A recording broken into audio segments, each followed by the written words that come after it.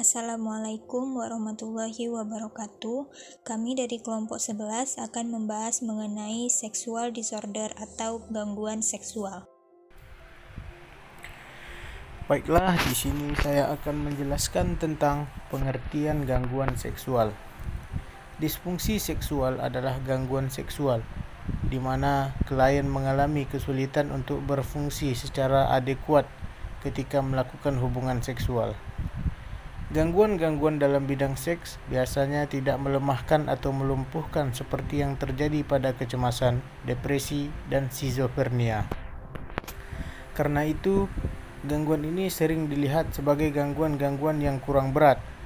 Dalam beberapa bentuk, gangguan itu terlihat bahwa kepuasan seksual diperoleh dengan cara-cara dan kebiasaan-kebiasaan yang berbeda dari persetubuhan yang wajar, merupakan satu-satunya bentuk kegiatan seks yang lebih disukai. Gangguan-gangguan ini dapat sangat mengganggu karena pengaruh yang ditimbulkannya terhadap orang lain.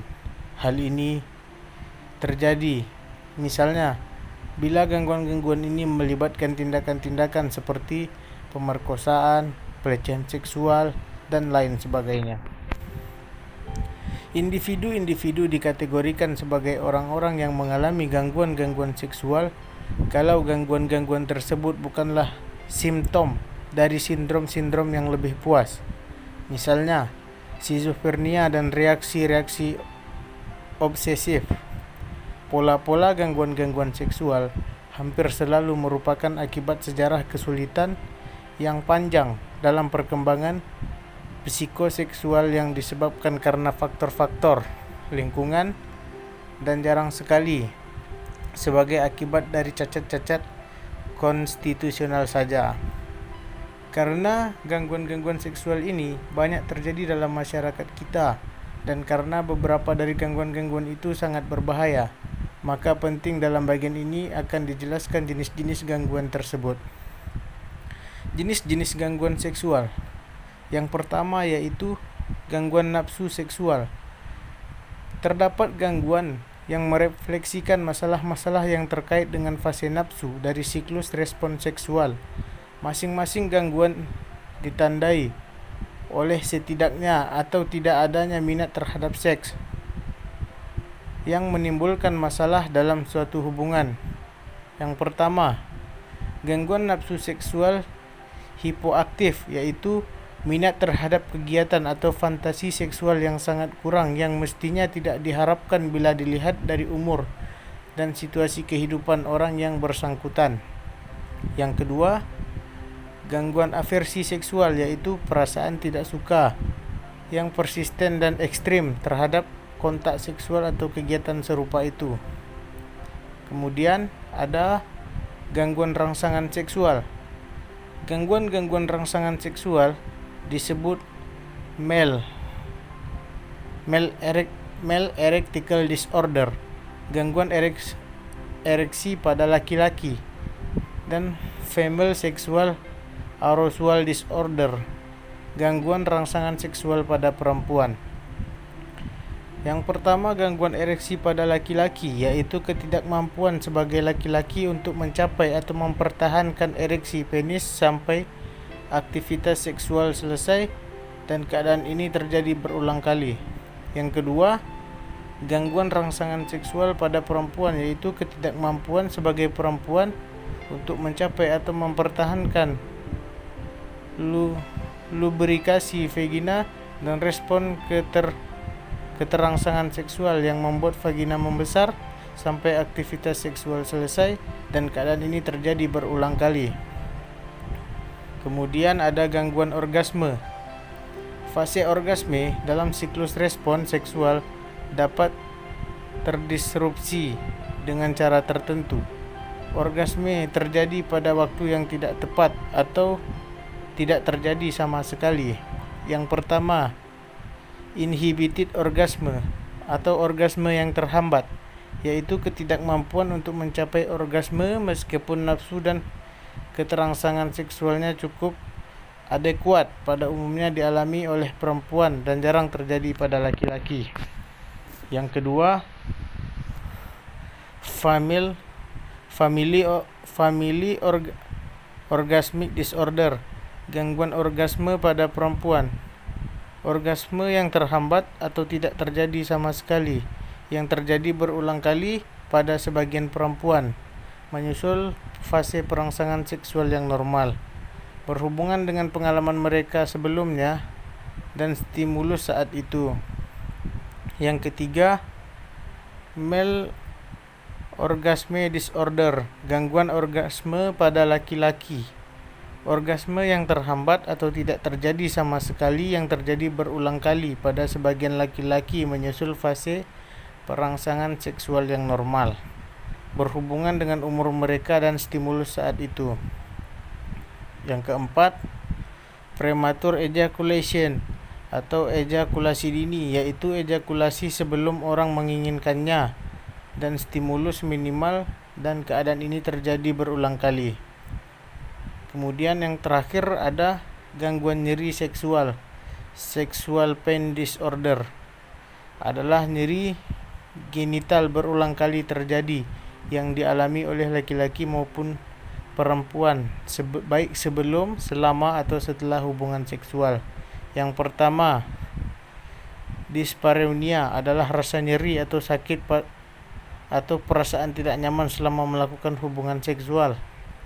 Yang kedua, vaginismus atau kejang urat pada otot-otot di pertiga luar vagina yang terjadi di luar kehendak yang mengganggu hubungan seksual, dan keadaan ini berulang kali terjadi. Gangguan parafilik. Kata parafilia diambil dari bahasa Yunani yaitu para yang berarti menyimpang dari, dan juga philos yang berarti mencintai. Orang dengan parafilia atau parafilios memiliki pola ketertarikan seksual yang tidak biasa yang ketika merespons stimulus yang atipikal. Pola gairah seksual yang tidak normal ini bisa dilabeli oleh orang lain sebagai menyimpang, aneh, atau kinky. DSM-5 atau Diagnostic and Statistical Manual of Mental Disorder memasukkan kelas gangguan mental yang disebut gangguan parafilik. Agar gangguan parafilik dapat didiagnosis, parafilia harus menyebabkan kesulitan pribadi atau gangguan di area penting dalam fungsi sehari-hari atau di masa lalu, di mana kepuasan dorongan seksual membahayakan atau menimbulkan resiko kerugian bagi orang lain. Jenis-jenis parafilia yang dikelompokkan, yang pertama yaitu eksibisionisme. Parafilia eksibisionisme ditandai dengan dorongan, fantasi, atau perilaku yang kuat dan selalu timbul untuk memperlihatkan alat kelamin seseorang kepada individu yang tidak menaruh curiga untuk tujuan gairah seksualnya. Biasanya orang tersebut berusaha mengejutkan, mengguncang, dan merangsang secara seksual kepada korban. Yang kedua, fetisisme. Fetisisme adalah dorongan, fantasi, atau perilaku seksual yang kuat dan selalu berulang yang melibatkan benda mati, seperti pakaian, misalnya celana dalam, kaos kaki, dan sebagainya. Mereka sering mengalami kepuasan seksual dengan masturbasi sambil menyentuh benda, mengelusnya atau menciumnya, atau bahkan menyuruh pasangannya untuk memakai objek tersebut selama aktivitas seksual. Lalu yang ketiga ada transvestisme. Parafilia ini mengacu pada individu yang memiliki dorongan, fantasi, atau perilaku yang kuat dan berulang di mana mereka menjadi terangsang secara seksual dengan berpakaian lawan jenis. Pria dengan transvestisme mengenakan pakaiannya, mereka bisa mengenakan pakaian dan riasan feminim sepenuhnya atau mengenakan pakaian tertentu. Selanjutnya ada voyeurisme. Voyeurisme merupakan dorongan, fantasi, atau perilaku seksual yang kuat dan selalu berulang di mana seseorang menjadi terangsang secara seksual dengan melihat orang lain yang tidak curiga telanjang, membuka pakaian, atau terlibat dalam aktivitas seksual. Lalu ada frotteurisme.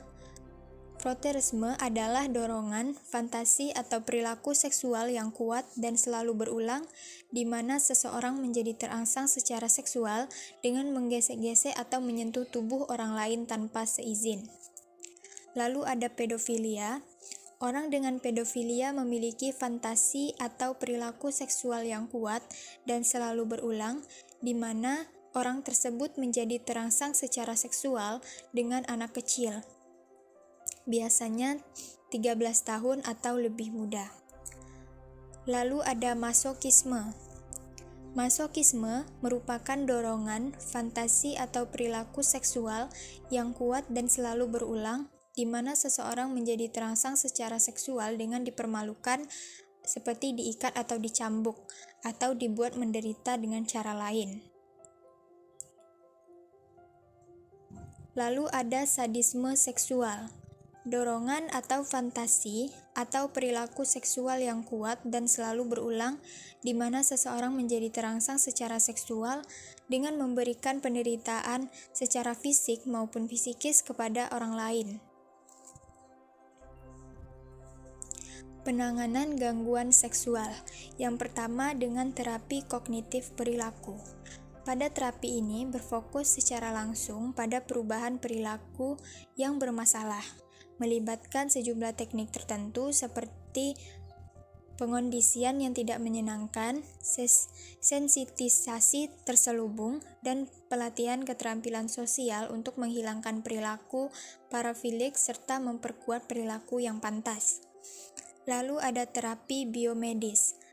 Terapi biomedis dengan menggunakan obat anti-androgen akan mengurangi kadar testosteron dalam aliran darah sehingga penggunaan anti-androgen dapat mengurangi dorongan dan desakan seksual serta pelecehan seksual.